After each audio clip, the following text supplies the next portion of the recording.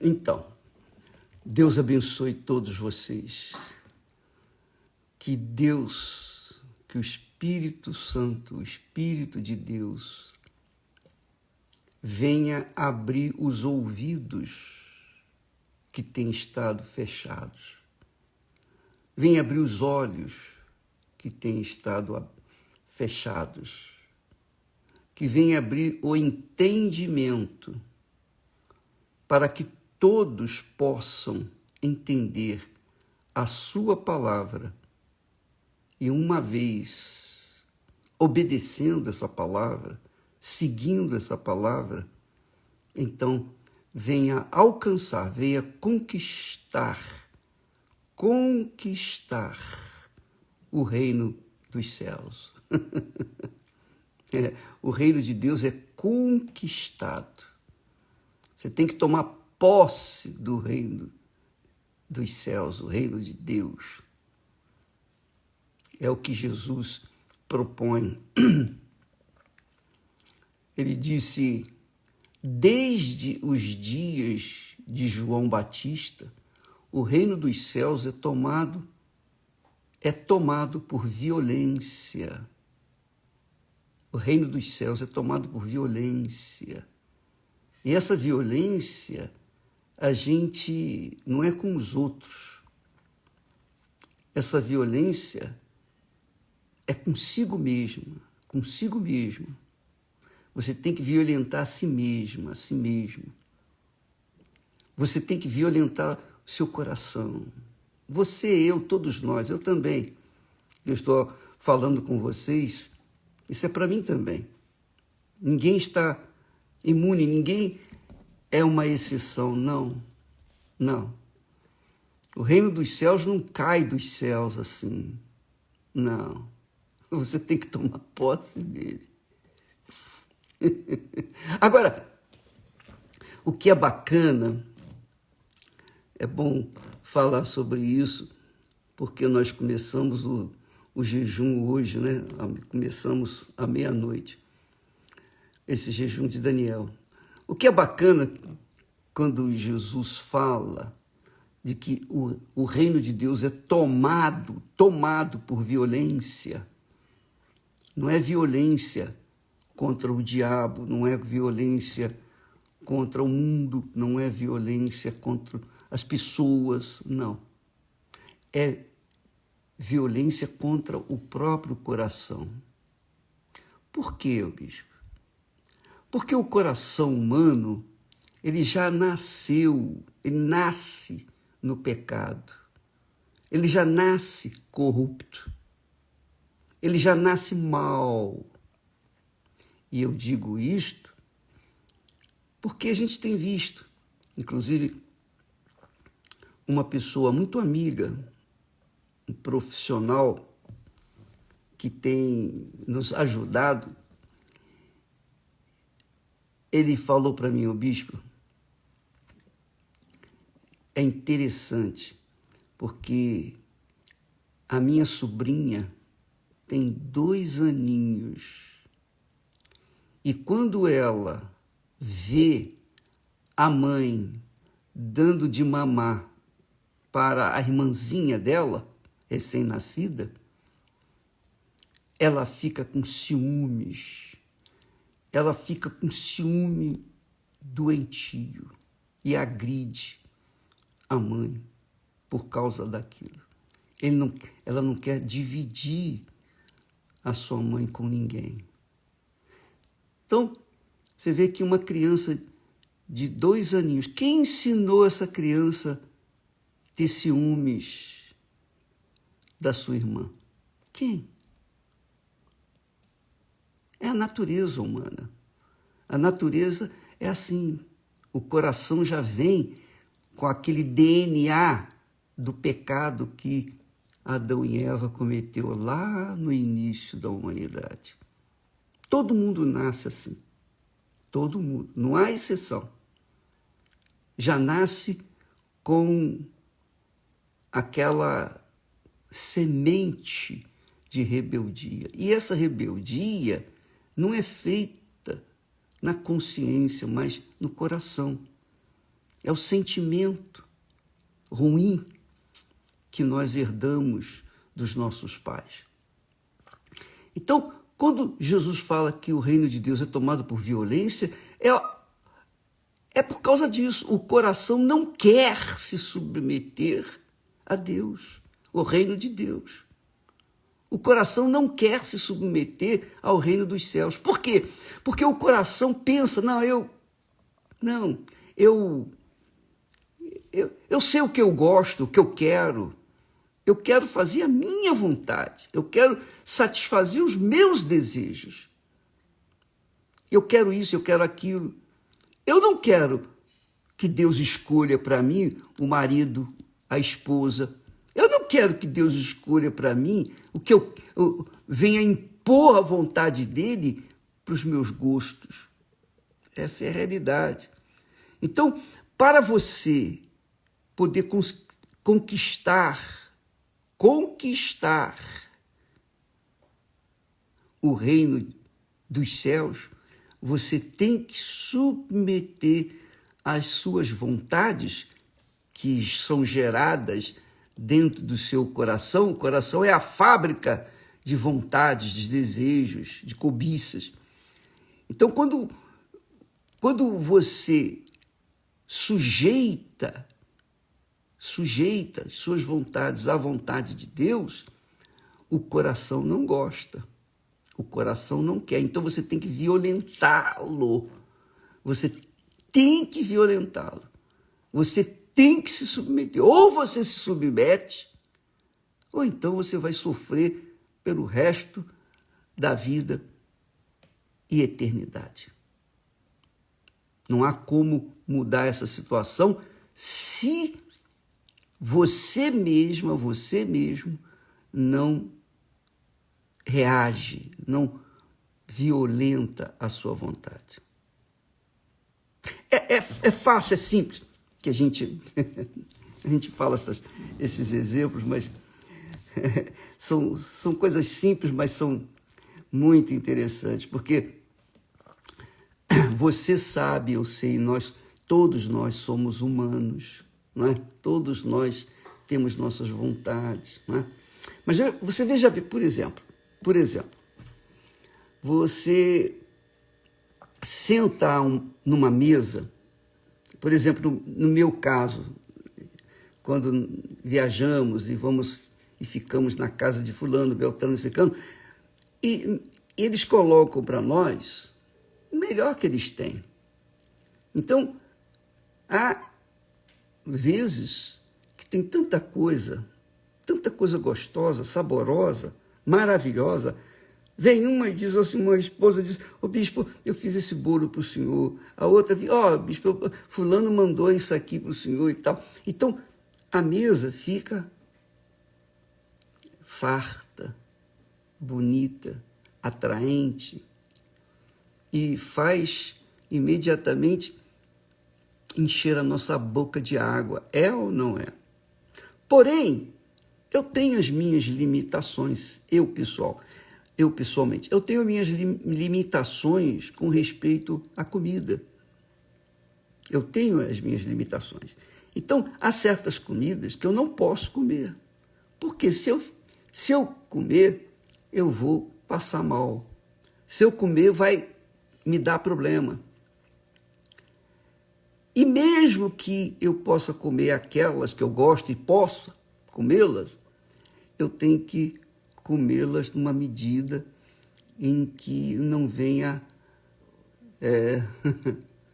comer além do que eu posso.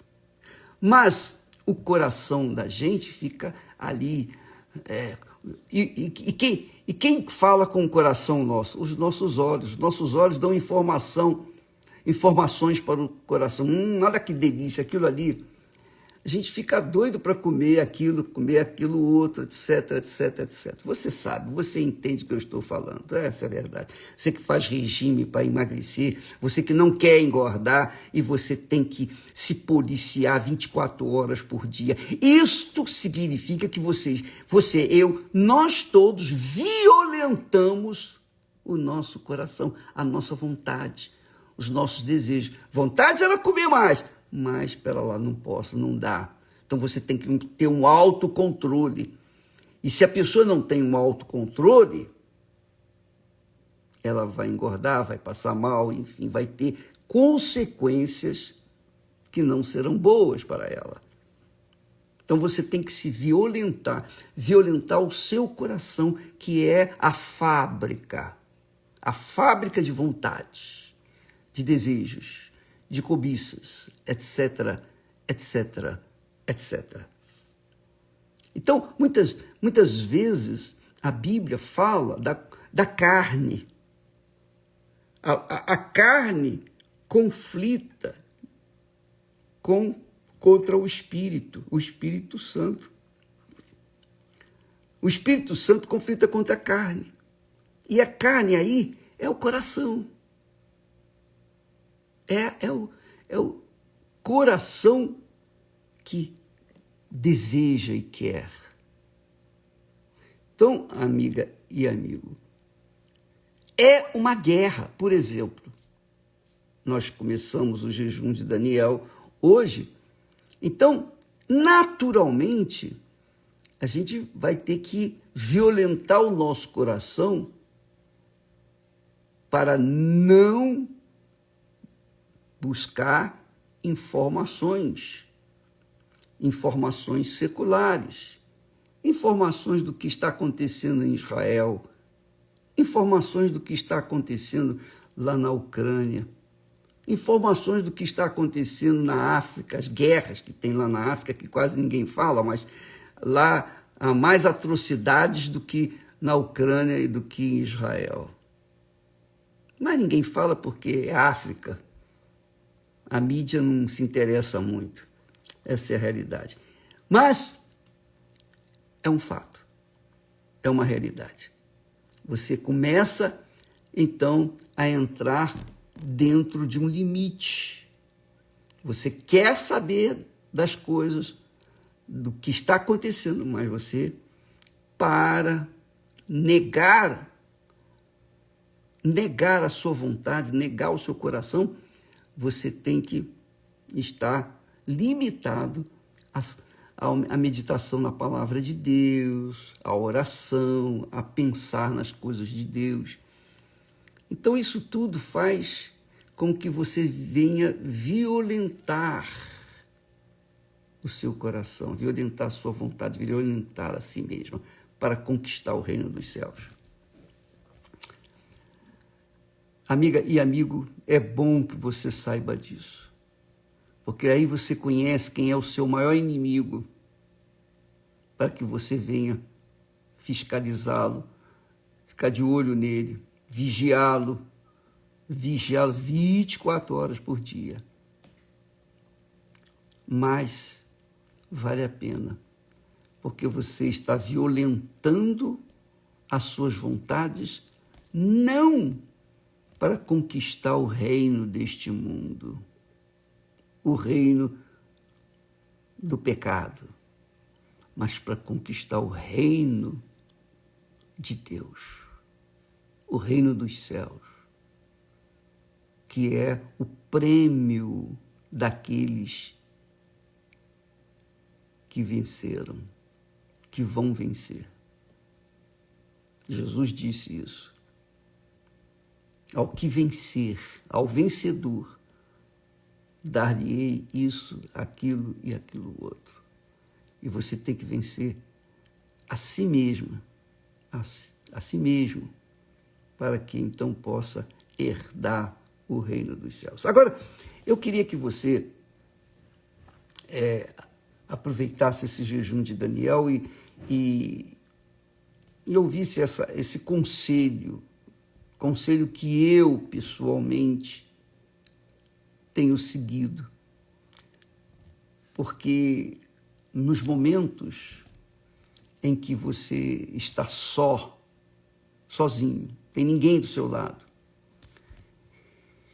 e você procura alguma coisa para fazer, poxa, o que eu vou fazer agora? O que eu vou fazer? Você está só, você não tem nenhuma obrigação, E você fica, o que eu vou fazer? Aí você, a primeira coisa que você pensa é entrar na internet e viajar, né? Como nós fazemos quando estamos fora do jejum de Daniel. Então eu vou buscar notícias, eu quero saber como é que está acontecendo lá do outro lado do mundo. Enfim, a gente sabe que as igrejas universal do Reino de Deus estão abertas nesses países de guerra, onde há, enfim, há riscos de vida, etc. A gente fica querendo saber o que está acontecendo. O que eu vou fazer? O que eu devo fazer? O que eu tenho feito? E aí vai o conselho para quem estiver juízo. Você sabia que quando a gente está na igreja, a gente está ouvindo a palavra de Deus, a gente está louvando, a gente está cantando, a gente está em atividade.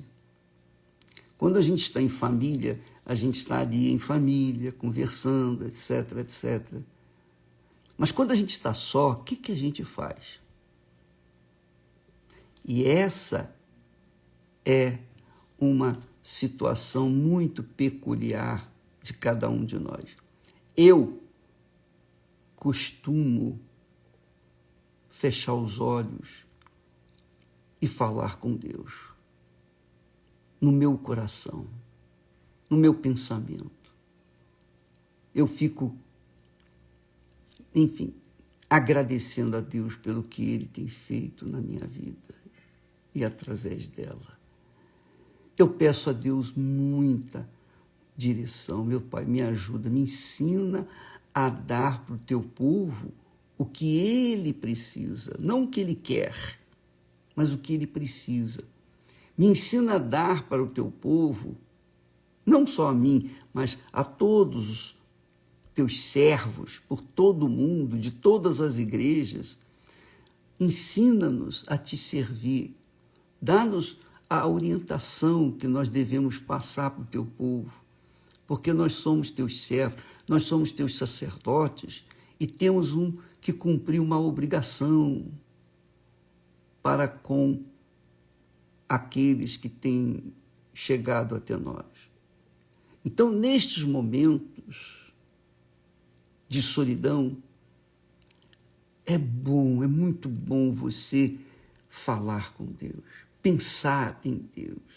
Talvez você não queira nem balbuciar palavras, mas no seu pensamento você está em espírito de oração. Quer dizer, enquanto você estiver nessa atividade espiritual, enquanto você estiver agindo a sua fé, você está vivendo na presença de Deus. Você está, pode ter certeza, na presença de Deus. Porque todas as vezes que nós pensamos em Deus, oramos, nós o atraímos para nós. Embora que quando a pessoa tem o Espírito Santo está dentro dela. Mas, tendo-o dentro ou não, mas quando a gente fala com Deus, a gente atrai a sua atenção, porque Ele quer ouvir a gratidão, o louvor do nosso coração. Ele nos salvou para que nós pudéssemos engrandecer, santificar o seu nome aqui na terra e outras tantas pessoas possam ser salvas e outras tantas pessoas possam ser ou fazer a vontade dele. Então, nesses momentos em que você estiver só, aproveite para se comunicar com ele, falar com ele, onde quer que você estiver. Eleve o seu pensamento até ele, você vai estar levando o seu coração diante do Altíssimo, porque é isso que ele quer. Ele, sabe, aquele pai, aquela mãe que almeja ter os filhos juntos de si. Lembra que Jesus falou, quando falou com o povo de Israel, com os sacerdotes, enfim, com o povo em geral de Jerusalém, ele falou: ah, Jerusalém, Jerusalém, quantas vezes eu quis reunir vocês, como a galinha ajunta os pintinhos debaixo das suas asas. Você já leu isso? Pois é. Assim eu queria tê-los juntos comigo, debaixo das asas. Você já viu essa cena? Eu já vi. Quem veio da roça, claro, vê essas coisas simples, pequeninas, mas poderosas. A galinha juntando seus pintinhos ali junto das suas asas e andando com eles, cuidando deles. Ah, minha amiga, meu amigo, o Senhor Jesus se identificou com esse quadro, como a galinha tendo os seus pintinhos juntinhos debaixo de suas asas. É isso que Deus quer, que nós estejamos debaixo das suas asas, protegidos, guardados, garantidos, com segurança, com comida, com tudo. Que bacana, né? Como Deus mostra para a gente, nas coisas simples da vida, como Ele tem cuidado dos seus filhos. Então aproveite quando você estiver nesses dias, não apenas nesses dias, mas qualquer dia, daqui a 21 dias, quando terminar o jejum de Daniel, cultive esse relacionamento íntimo com Deus. E você vai ver que você vai vivenciar uma lua de mel com Deus. Eu tenho feito isso. Ai, como é bom. Como é bom. Porque quando você está só, você fica em liberdade para falar com Deus. Alto e bom som ou mesmo silenciosamente. Você pode concentrar os seus pensamentos com Ele, não é verdade? Mas se tem alguém do seu lado, então, obrigatoriamente, você dá atenção a essa pessoa que está ao seu lado. Então, às vezes, a pessoa traz assuntos que não combinam com o que você está pensando. Então, é difícil você entrar na presença de Deus com outras pessoas do lado, a não ser que essas pessoas também estejam pensando como você sobre as coisas de Deus. Então aproveite esses momentos e pense nisso, que Jesus, eu vou pegar aqui o texto que fala sobre Jesus e falando sobre os filhos de Israel, o povo de Deus. Ah, como é bacana, Deus é muito grande, glorioso. Jesus disse assim: ah, Jerusalém, Jerusalém, Jerusalém, Jerusalém, que matas os profetas e apedrejas os que te são enviados. Quantas vezes quis eu ajuntar os teus filhos como a galinha junta os seus pintos debaixo das asas, e não quiseste. Lucas fala sobre isso e Mateus também. Jerusalém, que matas os profetas e apedrejas os que foram os que te foram enviados. Quantas vezes quis eu ajuntar os teus filhos, como a galinha junta os seus pintos debaixo das asas, e tu não quiseste. Você sabia? Deus quer ter comunhão com você. Deus quer dividir com você a glória dele. Não é isso que disse o texto profético? Que a glória da última casa. Que é a última casa? Quem é a última casa? A última casa, ou melhor, as últimas casas, são as pessoas que receberam o Espírito Santo, ou que recebem o Espírito Santo. Ou, se você receber o Espírito Santo, você vai se tornar a última casa. Quer dizer, a glória da última casa será maior do que a glória da primeira. A glória da primeira foi quando o Espírito de Deus desceu sobre o templo de Salomão, que Salomão construiu para Deus. A glória de Deus desceu. Imagine a glória de Deus descendo sobre você. O Espírito Santo descendo sobre você. Então, você vai se sentir como um pintinho debaixo de suas asas. Você imagine como será a sua vida diferente.